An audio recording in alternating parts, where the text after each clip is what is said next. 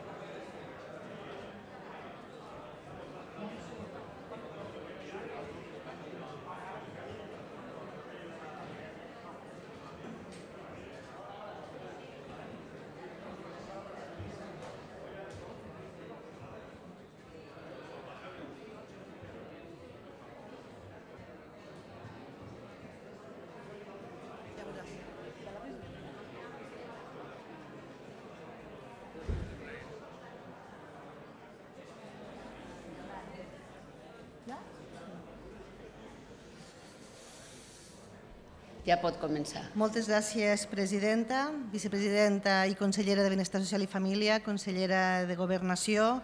Una salutació molt especial al públic que ens acompanya, a la directora de l'Institut Català de les Dones, representants dels diferents departaments de la Generalitat que treballen habitualment en les polítiques de transversalitat de gènere, representants de les diferents àrees d'igualtat dels partits polítics i molt especialment a les entitats de dones que ens acompanyen, que ens han estat acompanyant durant aquesta tramitació i en aquesta ponència, bé des d'aquí l'hemicicle o bé des de la sala annexa o bé des del canal Parlament. En primer lloc, una exposició molt ràpida de quin ha estat el timing d'aquests fets. Ha estat una llei llargament reivindicada i, de fet, llargament treballada. De fet, s'inicien els treballs amb el govern tripartit l'any 2007, però l'any 2013 entra el debat a la totalitat en aquesta cambra i acordem crear una ponència conjunta que realitzem els treballs i al final els treballs d'aquesta ponència conjunta acaben signant el redactat de la llei els grups de Convergència i Unió, del Partit dels Socialistes, d'Esquerra Republicana i de la CUP i Ciutadans, que va votar a favor del dictamen i el Partit Popular, que en tot cas va votar en contra. A posterioritat d'aquests treballs de ponència i d'aquest redactat de la ponència conjunta, tornem una altra vegada un debat a la totalitat i s'inicien els veritables treballs de ponència amb les compareixences. És veritat que durant 2 dies vam tenir l'honor de poder gaudir de totes les entitats que ens van voler acompanyar, més de 40 entitats de manera presencial i altres que ens van fer arribar les seves aportacions per escrit. Totes aquestes compareixences i aquestes intervencions van ocasionar un volum d'unes 560 esmenes que la majoria dels grups vam intentar recollir totes aquelles aportacions que vosaltres ens havíeu fet arribar. Més de 50 hores de treballs en ponència, interessants, intenses, i d'aquestes 560 esmenes, el 85% de les quals han estat incorporades dintre del text, o bé perquè han estat acceptades o transaccionades. Per tant, un 85% d'esmenes que han estat gràcies a vosaltres, a la vostra aportació. Per tant, jo voldria fer, com a relatora, i crec que ho faig en nom de tots els grups parlamentaris, primer que tot un agraïment molt especial als serveis de la cambra, als serveis lingüístics i als serveis jurídics, a la Margarita Sant Jaume dels serveis lingüístics i molt especialment a Lluís Soler i a l'Ester Andreu, que han treballat amb dificultat les nostres esmenes. 560 esmenes són moltes i ens han ajudat molt i moltíssim. Als assessors de tots els grups parlamentaris i també un agraïment també molt sincer, com havia dit abans, a tots vosaltres. Als departaments de la Generalitat, que constantment ens han estat assessorant, especialment en quin era el límit competencial de les possibles esmenes que s'anaven incorporant. En quart lloc, i d'una manera molt especial, permeti'm que faci un agraïment molt especial a la vicepresidenta, que en tot moment la seva actitud positiva i de suport en aquells temes més transcendents de la llei han estat una gran sort. I a l'Institut Català de les Dones, que per haver mantingut viu aquell text que es va iniciar el 2007, per haver-lo adaptat, per haver tingut la generositat de cedir-lo com a govern, en aquest cas a Esquerra Republicana i a Convergència i Unió, per poder-lo entrar com una proposició de llei i pel seu suport també constants. I també un agraïment molt especial a les sectorials dels partits, que em consta que totes les sectorials de tots els partits han estat donant suport als diferents grups parlamentaris. I personalment també un agraïment també molt especial al president del meu grup parlamentari per haver-me permès tornar a portar aquesta llei. I ara, també a nivell personal, un agraïment molt especial a les diferents ponents d'aquesta llei. A la Rosa Amorós, d'Esquerra Republicana, sempre tan entusiasta i innovadora, a la Montserrat Capdevila del Partit dels Socialistes, que pel seu rigor i per la seva dedicació que ha mantingut durant tota la tramitació de la llei, a la Marta Ribas per la seva constant contundència, al Sergi Santamaria i al Dolors López pel suport, tot i les discrepàncies que ens han anat donant en molts dels redactats, a la Inés Arrimanes per la seva discrepància sempre raonada i a la Isabel Vallet de la CUP per la seva dedicació i l'esforç i de consens, tot i la diferència que tenim com a grups parlamentaris, però que jo crec que hem arribat a un gran esforç. La llei consta de 63 articles, 63 articles són molts articles, que es disposen en 5 capítols, 5 disposicions addicionals, 2 disposicions transitòries, 3 disposicions derogatòries i 7 disposicions finals. Només recordar que és el que empara aquesta llei d'igualtat que altres comunitats autònomes tenim i nosaltres no, l'Estatut d'autonomia o els nombrosos ordenaments jurídics a nivell internacional. I quins són els objectius que volem aconseguir aquesta llei? Doncs impulsar una transformació social, cultural, política, econòmica i jurídica a través dels mecanismes que tenim com a Generalitat de Catalunya, que sabem que no els tenim tots, perquè no tenim les competències exclusives per poder desplegar una llei que potser tots hauríem volgut més ambiciosa. Garantir que eliminarem les discriminacions i la visibilitat històrica de les dones, reconèixer el valor econòmic del treball familiar i del treball en cura, contribuir a la redistribució del treball familiar, intentar lluitar una mica més contra la violència domèstica, l'equilibri, intentar començar a treballar en l'equilibri o en la paritat en els diferents àmbits i començar a treballar en l'àmbit laboral i després permetre un suport efectiu perquè la dona i especialment també la dona emprenedora pugui tirar endavant. Per tant, insisteixo, 63 articles que toquen totes les àrees de la Generalitat de Catalunya, dels quals ens sentim plenament orgullosos i que per tant posem a disposició d'aquest debat perquè cada grup parlamentari pugui marcar el seu posicionament, explicar quines són les esmenes que s'han reservat i en qualsevol cas els que els votarem en contra d'alguna d'aquestes esmenes també poder-lo explicar. Per tant, moltíssimes gràcies a tot i especialment moltíssimes gràcies a totes vosaltres per haver estat al nostre costat, per haver acceptat el nostre repte fins i tot amb premura, intentant córrer, perquè realment volíem acabar aquesta legislatura amb aquesta llei i per tant moltíssimes gràcies a tots. A continuació intervindran els grups parlamentaris per la defensa de les esmenes reservades. En primer lloc té la paraula la il·lustre senyora Rosa Amorós en nom del grup parlamentari d'Esquerra Republicana de Catalunya.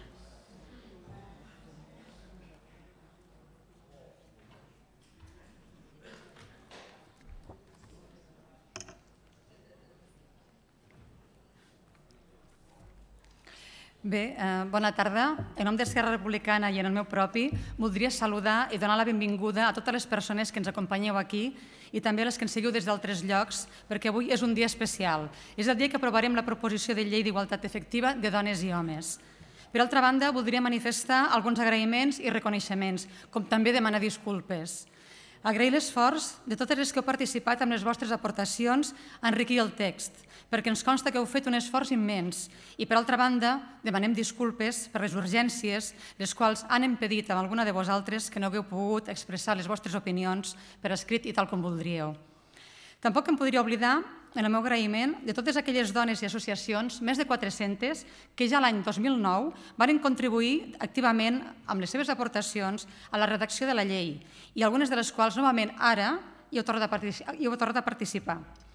Sou les dones que pertanyeu a entitats, associacions, plataformes, moviments i grups que dia a dia poseu el vostre gra de sorra per fer una societat més justa i equitativa. Necessitem de les vostres reflexions i aportacions i del vostre activisme per fer d'aquest racó de món una mica millor. I tal com ja ha explicat la relatora, ens sumo el seu agraïment, breument però amb la mateixa intensitat, per a totes aquelles persones que treballeu als serveis tècnics del Parlament, ja que heu permès, malgrat el tràmit d'urgència d'aquesta llei, fer una bona feina, amb professionalitat i una gran dosi de paciència, heu donat resposta ràpida a totes les demandes que us hem requerit. Agraïment a la Violant Cervera, perquè com a relatora de la llei ha treballat intensament per teixir els diferents posicionaments polítics entre el govern i els grups parlamentaris i sabem que no sempre ha estat fàcil. Pel que fa a les companyes i el company de ponència, crec que hem aconseguit crear un bon clima de treball i respecte, perquè tot i que el debat ha estat intens i en algun moment ens hem pogut no entendre, finalment ha sortit prou bé i ens en portem una relació molt cordial. Dit tot això, ara voldria també fer arribar a la presidenta de l'Institut Català de les Dones, la Montse Gatell, les gràcies més sinceres per la seva bona predisposició i per l'acord que ens va permetre retornar aquesta llei al Parlament. El govern de Convergència era en procés d'aprovar-la i, en canvi, avui torna a ser debatuda per tots els grups parlamentaris, inclosos els que érem al govern quan va iniciar el seu camí, i especialment Esquerra Republicana, que l'havia liderat des de l'ICD l'any 2007. Però, i si m'ho permeteu, voldria encara anar més enrere en el temps, perquè avui també em cal fer un reconeixement explícit a totes aquelles dones de l'equip de l'ICD, de la plaça de Pere Coromines 1 i a totes les tècniques de les 6 seus territorials que varen compartir un temps de les nostres vides. Era un equip de dones eficient, compromès i entusiasta, amb la consellera Carme Capdevila al capdavant, l'equip de l'ICD, que comptava amb la Marta Selva com a presidenta, i l'equip directiu l'Anna Solà, la Mercè Fernández i la Conxa Arroyo. I també, evidentment, les 6 coordinadores territorials, les meves estimades companyes, Helena, Maria Josefa, Alicia, Esperança, Isabel i Nani. Ens movia la il·lusió i el repte de tenir per primera vegada a la història del nostre país una llei d'igualtat. Amb el projecte de llei per a una nova ciutadania i per a la igualtat efectiva de dones i homes culminava un procés de reconeixement normatiu dels drets de les dones i de la igualtat iniciat a Catalunya amb l'Estatut de 1979 i desenvolupat a través de diversos plans d'actuació del Govern de la Generalitat. Recollia un model de societat basat en 2 grans eixos, garantir els drets de les dones i la igualtat d'oportunitats per una banda i garantir que la perspectiva de gènere impregnés les polítiques dels poders públics catalans. Per primera vegada es reunien en un sol document totes les referències normatives anteriors i se n'establien de noves. Però va finalitzar la legislatura i la llei no va poder prosperar. I és avui, al cap de 8 anys, que per fi podrem comptar i aprovarem un text, diguem que una mica o bastant renovat, però que guarda l'essència d'aquell primer. Hem esperat 8 anys i casualment el passat dia 8 de març debatíem la tramitació de la llei en aquesta sala de plens. Dic casualment perquè avui, 8 de juliol, al cap de 3 mesos justos, aquest Parlament aprovarà la Llei d'Igualtat Efectiva de Dones i Homes. Bé, doncs avui també el Comitè de la CEDAW, de Nacions Unides, és a dir, la Convenció per a l'Eliminació de totes les formes de discriminació contra les dones, està avaluant l'estat espanyol a Ginebra. Mentre això passa en aquesta ciutat, per altra banda, la plataforma CEDAW Ombra, formada per més de 250 organitzacions feministes d'arreu, algunes de les quals, per cert, presents en aquest Parlament, estan denunciant també, en aquests moments, davant del Comitè de la CEDAW de Nacions Unides els alarmants retrocessos comesos durant aquests darrers 5 anys per l'estat espanyol pel que fa als drets de les dones, i a tots nivells, civils, polítics, econòmics, socials i culturals. Si l'estat espanyol té una llei d'igualtat aprovada l'any 2007 i suspèn reiteradament, és perquè no fa la feina o bé no la fa prou bé. I fent un paral·lelisme d'escola, quan una societat suspèn l'assignatura d'igualtat, és com si suspengués tot el curs. Un suspès en drets és un suspens en democràcia d'un país. I ara i aquí, a casa nostra, i sense entrar a valorar l'extrema urgència amb què s'ha treballat per tirar endavant aquesta proposició de llei, a la pregunta, realment ens cal una llei d'igualtat a Catalunya? La resposta és rotundament sí, i ha de ser, a més, una llei de país. Però podrem aconseguir amb aquesta llei erradicar les relacions de domini i discriminació de gènere imposades pel sistema patriarcal? Doncs avui per avui no ho sabem, però em reafirmo que ens cal una norma perquè, malgrat tots els passos que s'han fet, encara som molt lluny de la igualtat efectiva. I no es tracta només de manca de visualització de les dones, sinó de les situacions de desigualtat entre dones i homes que es poden manifestar en tots els àmbits de la nostra societat, només pel fet de ser dones. Informes i estadístiques posen de manifest que segueix existint una clara discriminació cap a les dones que es tradueix en un salari més baix, ocupacions més precàries, responsabilitat de dedicació plena del treball i cura d'atenció a les persones, dificultats per accedir als llocs de direcció de les empreses, dificultats en la conciliació de la vida laboral i personal, poca presència de les dones en diferents sectors com els empresarials i poques a les càtedres universitàries i en molts d'altres. I, a més, som les que pateixen violència masclista, que és l'expressió més terrible de discriminació. Les dones encara massa sovint han de demostrar la seva vàlua, només pel fet de ser dones. I, en canvi, als homes no se'ls qüestiona normalment el fet d'ocupar diferents càrrecs de direcció. És cert que la llei no aconseguirà eliminar aquestes desigualtats d'entrada, perquè les arrels del patriarcat són molt fortes i fondes, però amb determinades actuacions podrem ajudar-les a moure i a afeblir la seva fortalesa fins que s'assequin i les puguem arrencar. Aquesta llei que avui aprovem és, de fet, una norma bàsica necessària que, depenent de la voluntat del govern que la desplegui, serà més o menys efectiva, més o menys ambiciosa, perquè els verbs impulsar, fomentar, promoure o contribuir encara, malauradament, són presents en el text. Hem procurat fer una llei de consens i avui posem la llavor, però a partir d'ara cal una bona dosi de convicció i valentia i, evidentment, dels recursos econòmics suficients per tirar-la endavant i reconvertir aquests verbs en d'altres com garantir, crear o assegurar.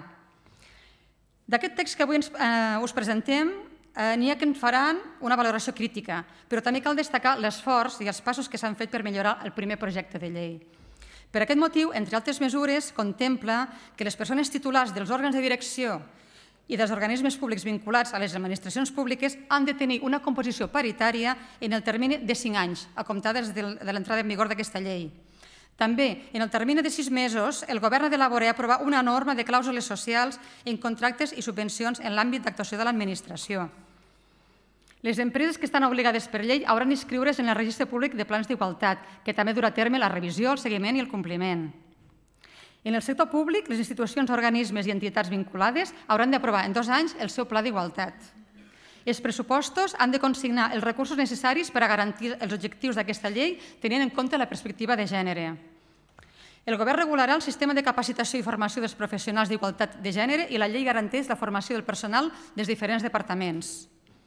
El principi de coeducació impregnarà tots els nivells educatius, tant pel que fa a la formació com a la programació i els currículums, per, entre altres objectius, poder eliminar també els estereotips de gènere.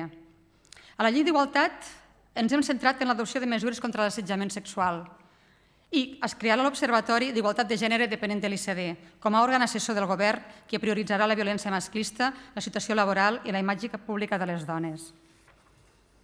La formació en violència masclista i perspectiva de gènere a tot el personal rellevant de totes les institucions també es farà gràcies a aquesta llei i això inclou tots els professionals que treballen en els centres penitenciaris, entre molts d'altres. Hem afegit un article de tipologia d'infraccions i un altre de sancions, amb multes o la prohibició de contractar per part de l'administració pública si s'escau. Aquestes només són algunes de les mesures que contempla la llei i que esperem encara poder-les millorar amb les diferents esmenes que els grups parlamentaris ara a continuació posarem a debat. I a continuació, i més breument, voldria fer alguns comentaris d'esmenes que el meu grup ha reservat per votar-les ara al plenari, ja que no varen ser aprovades per incloure-les al text de la ponència.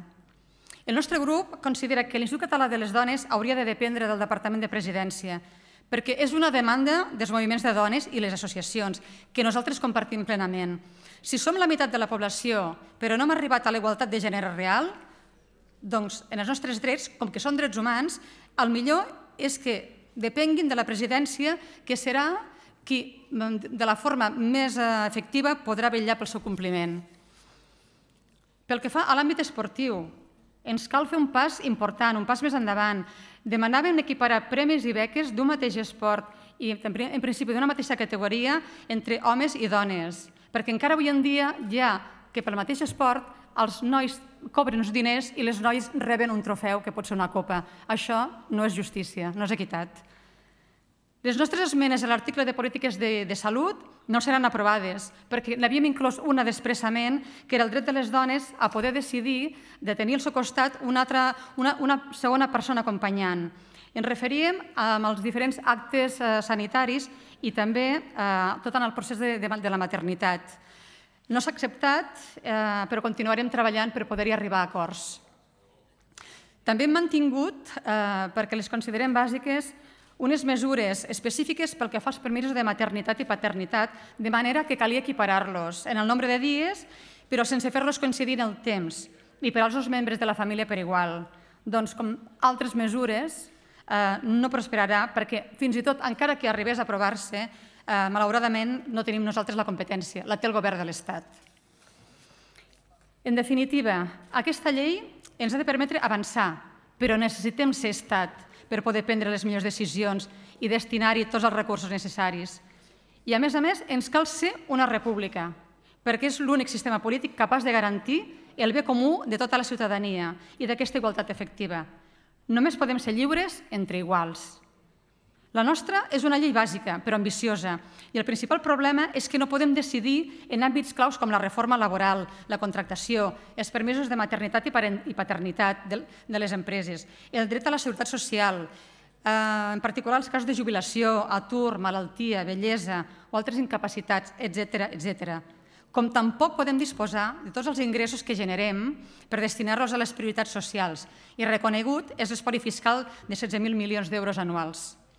A més, l'any 2010, el Tribunal Constitucional va disminuir dràsticament l'abast de l'àmbit competencial previst en el nou Estatut i modifica la definició de les competències.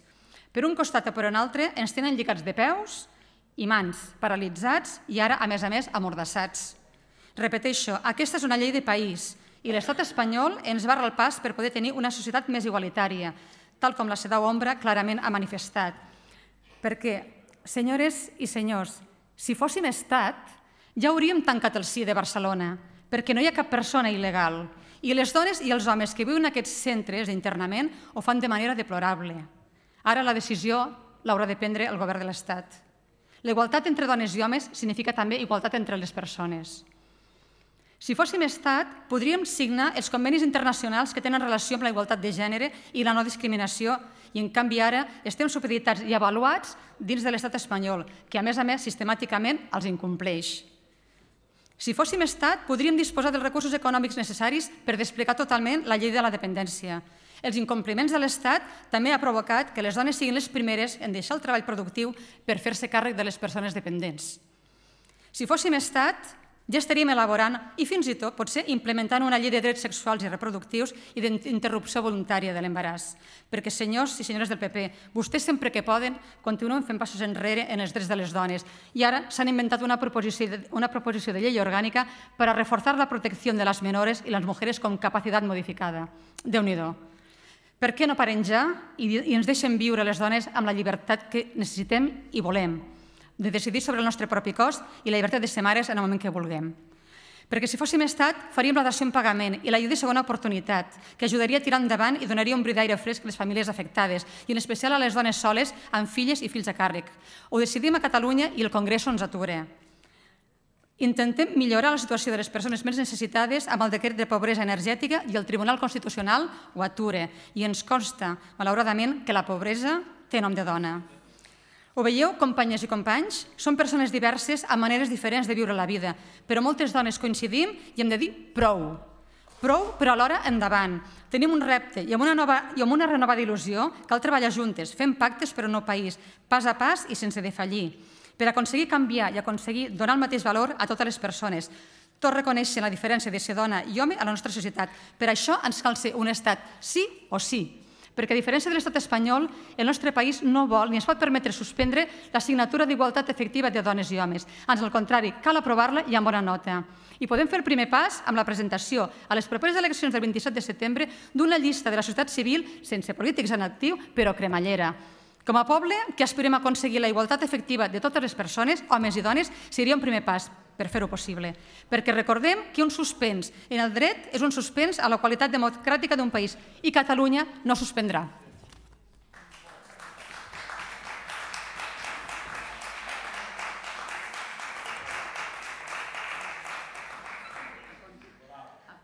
A continuació té la paraula, en nom del grup parlamentari socialista, la il·lustre senyora Montserrat Capdevila.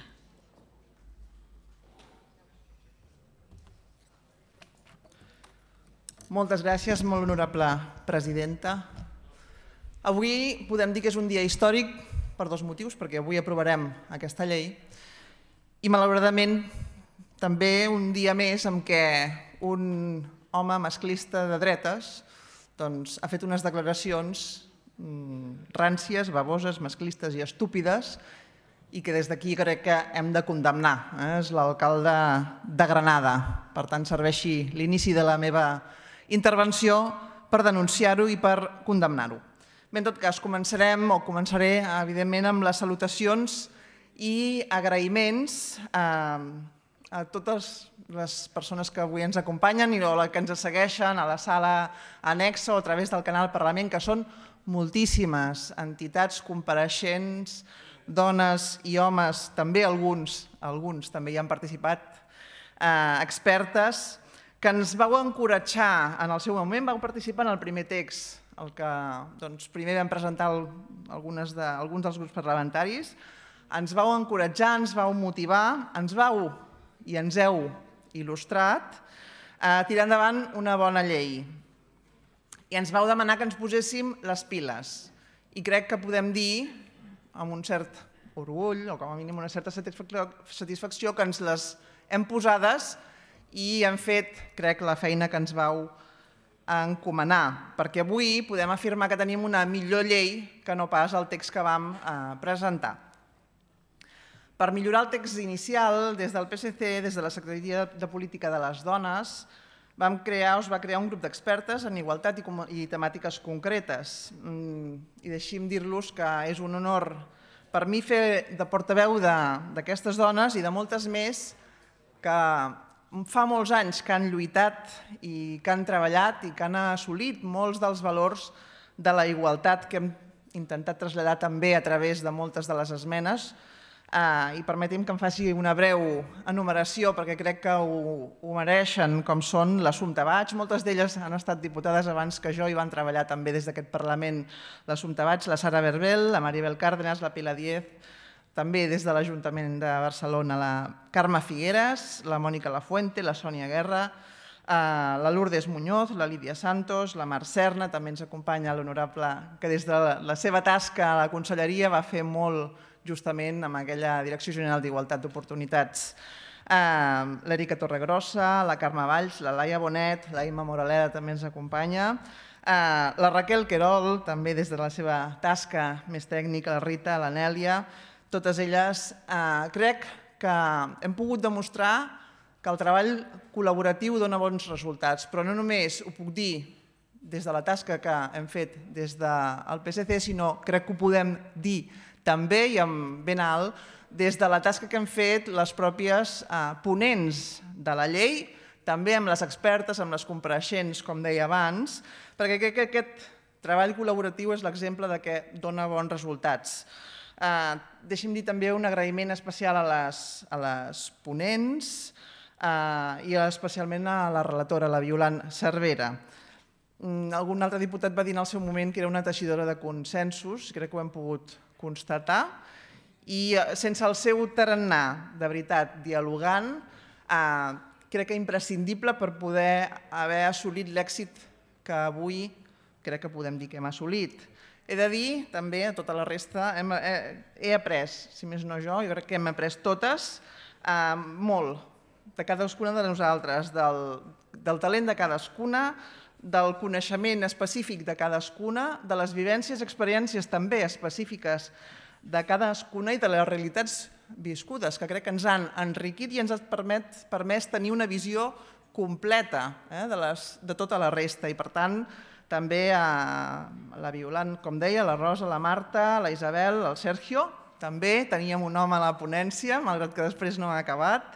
També les seves aportacions des de la discrepància, des d'una visió masculina, crec que ens han fet veure també les coses des d'una altra banda. I la Inés Arrimadas, la lletrada, l'Ester, que des de la seva experiència singular també ens ha permès enriquir, o bé les lingüistes. No ha estat menor el conflicte lingüístic que hem tingut amb el tema del llenguatge.